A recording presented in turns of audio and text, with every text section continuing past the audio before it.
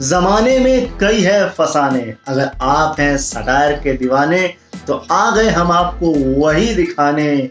जमा लो स्क्रीन पर निगाहें।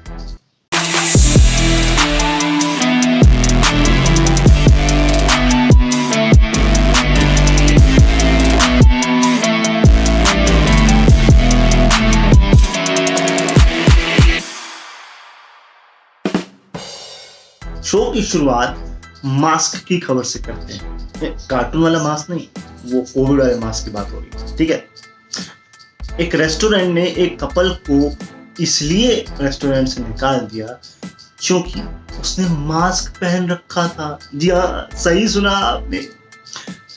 जब वेट्रेस से कपल कन्वर्जेशन कर रहा था तो ऐसा एहसास हुआ कि ये मामला फेस रिकॉग्निशन या फिर फेस आईडी का है। अब पर वेट्रेस बोली, नहीं, हमारे रेस्टोरेंट में मास्क की कोई आवश्यकता नहीं, कोई जरूरत नहीं, या तो इसको निकाल दीजिए या आप निकाल लीजिए। उसके बाद रेस्टोरेंट के मालिक टॉम ने एक वेबसाइट को इंटरव्यू में कुछ ये बोला, इस रेस्टोरेंट में मेरी खून पसंद की कमाई लगी, मैं मास्क की इजाजत क्यों दे दूं? This is very ridiculous idea.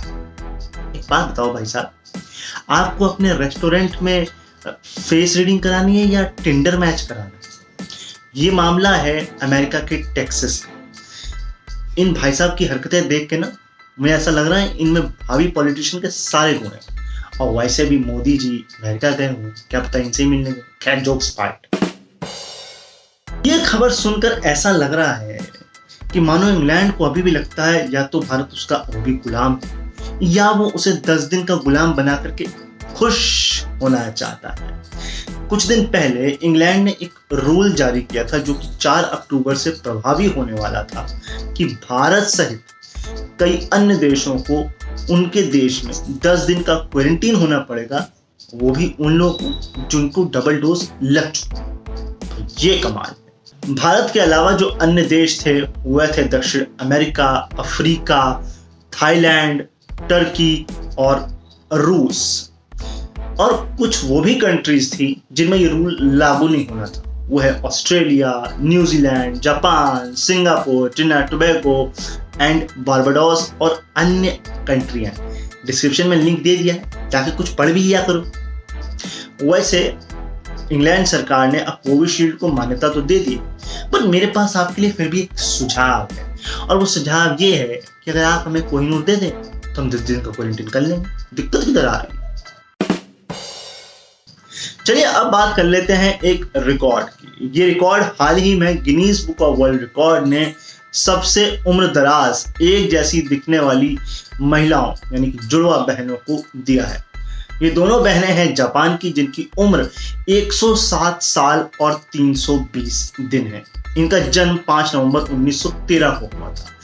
इससे पहले भी ये रिकॉर्ड जापान की ही 2 बहनों के नाम है, जिनकी उम्र 107 साल और 175 दिन थी। ये जानकर के ऐसा लग रहा है कि जापान की लाइफस्टाइल बड़ी अच्छी है, तभी वो इतनी उम्र तक जीवित रह रहे हैं। बट एक प्रॉब्लम है, जापान की कुल आबादी की 29% जनसंख्या 65 साल से ऊपर की है, जो उनके लिए एक बैकड्रॉप। उत्तर प्रदेश में ऐसा लग रहा है कि चुनावी माहौल शुरू हो चुका है। अब हमारे अब्बा जान, मेरा मतलब है आदित्यनाथ जी को बाढ़ से कुछ ज्यादा ही लगाव हो गया। वो जहां भी जा रहे हैं बाढ़ की ही बात कर रहे हैं। ऐसा लग रहा है उन्हें ऐसा महसूस हो रहा है कि उनके कार्यकाल में तो बाढ़ आई ही नहीं है, या बाढ़ ने सामने से बोल दिया है नहीं, अब्बा जान का राज है, मेरा मतलब है आदित्यनाथ जी का राज है, तो मैं यहाँ नहीं आती, मैं कहीं और चली जाती हूँ। और वैसे भी पिछले हफ्ते मैंने आपको एक खबर से रूबरू कराया था। दरअसल मामला ऐसा है कि जौनपुर में एक जनसभा को संबोधित करते वक्त आदित्यनाथ जी ने बोला कि पहले मैं और मेरा खानदान होते थे, इससे बाहर कोई नहीं होता था। उन्होंने ये टारगेट एसपी और बीएसपी को किया, खासकर एसपी को किया। उन्हें कहा सैफई का परिवार सैफई में फिल्मी हस्तियों को बुला करके नाच गाना कराता था जब प्रदेश में बाढ़, काला ज्वर, डेंगू, अन्य दिक्कतें होती थी। ये बात बिल्कुल सच है, इसमें कुछ गलत नहीं। मगर आपके कार्यकाल में भी तो गंगा में लाशें बह रही थी, मतलब वो तो फेक न्यूज थी। और पंचायती चुनाव हुए पैंडेमिक में, जिसमें शिक्षकों की या तो मौत नहीं हुई या बहुत कम हुई।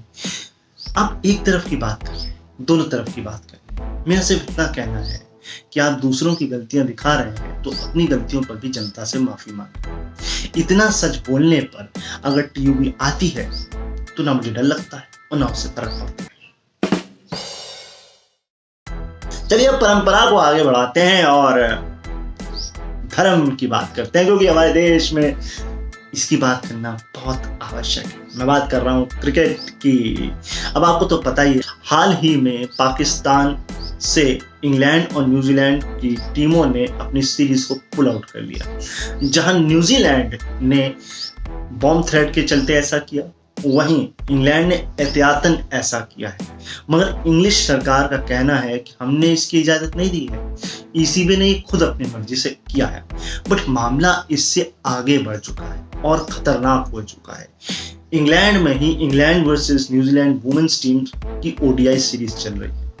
ईसीबी को एक मेल मिला है जिसमें उन्होंने न्यूजीलैंड क्रिकेट टीम के स्टाफ मेंबर को धमकी दी है कि आपकी टीम होटल में और आपकी रिटर्न फ्लाइट में बॉम्ब रखा जाएगा। सुरक्षा जो है वो काफी बढ़ा दी गई है, बट इसे विश्वसनीय जो है बताया नहीं जा रहा है।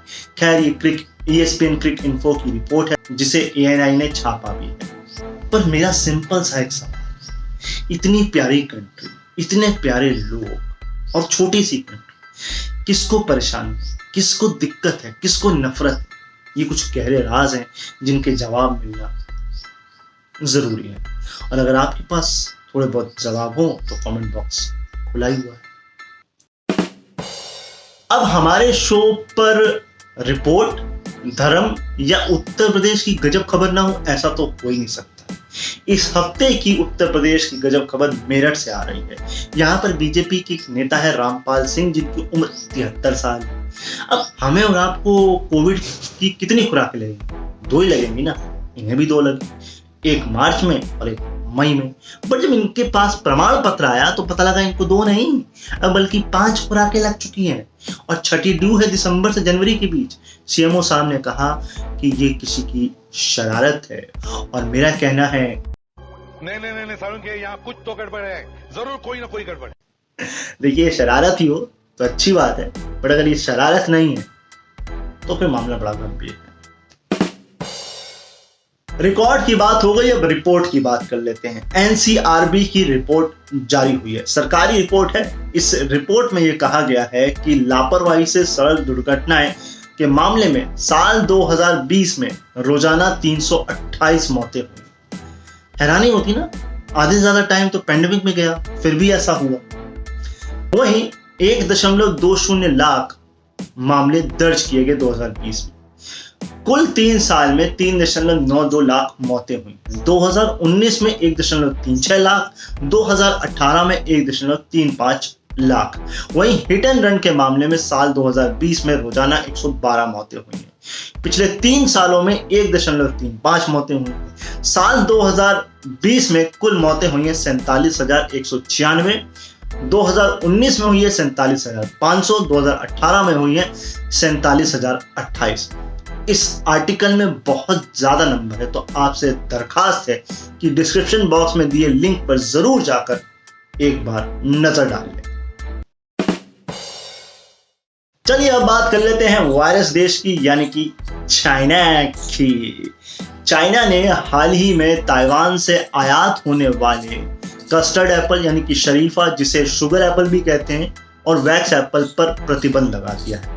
उसका कहना है कि इसमें कीटाणु पाया जाता है जिससे बीमारियां हो सकती हैं, जिसे हम अपने देश में प्रवेश नहीं देना चाहते।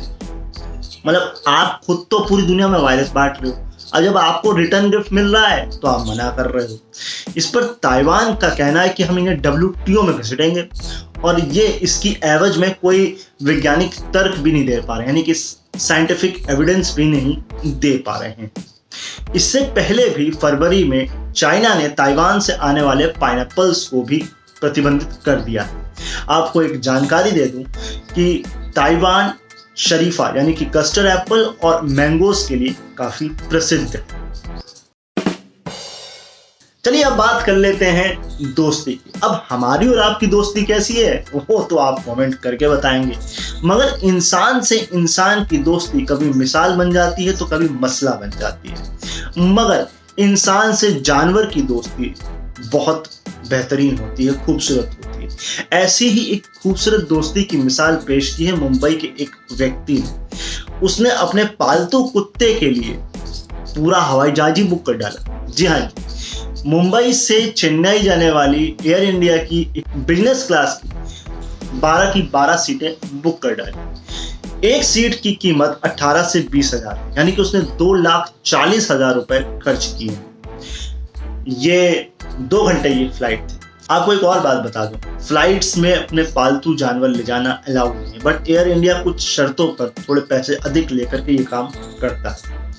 क्या खूबसूरत मिसाल पेश की है, एक अपने प्यारे से पेट के लिए हवाई जहाज बुक कर देना। तो इसी प्यारे से नोट के साथ आज के एपिसोड को एंड करते हैं। अगर आपको अब प्यार बहुत ज्यादा आ रहा है ना, तो मेरे को भी प्यार दिखाइए, लाइक कमेंट एंड शेयर करिए, चैनल को सब्सक्राइब करिए, बगल में बेल है उसको भी प्रेस करिए। मैं मिलूंगा आपको अगले संडे वापस द अनोखा शो के न्यू एपिसोड के साथ। तब तक अपना ख्याल रखिए, मुझे अपने दिलों में याद रखिए, पुराने एपिसोड जरूर देखते रहिए। अभी के लिए बाय बाय।